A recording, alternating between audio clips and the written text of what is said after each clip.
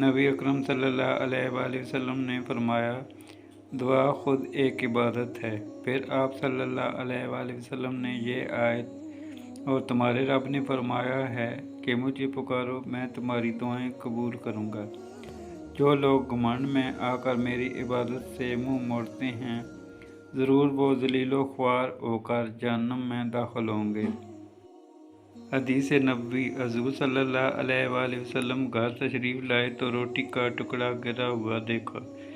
آپ صلی اللہ علیہ وآلہ وسلم نے اسے اٹھا کر صاف کیا اور کھا لیا اور فرمایا، اے عائشہ، عزت دار چیز کی عزت کرو۔ جب اللہ کسی قوم کا رزق چھین لیتا ہے تو واپس نہیں کرتا۔ بسم اللہ الرحمن الرحیم۔ سیدنا ابو ذر سے روایت ہے کہ رسول صلی اللہ علیہ وآلہ وسلم نے مجھ سے فرمایا، تو جہاں کہیں بھی ہو، اللہ سے ڈر اور برائی کے پیچھے نیکی کر۔ نیکی برائی کو مٹا دے گی اور لوگوں کے ساتھ اچھے اخلاق سے پیش آؤ۔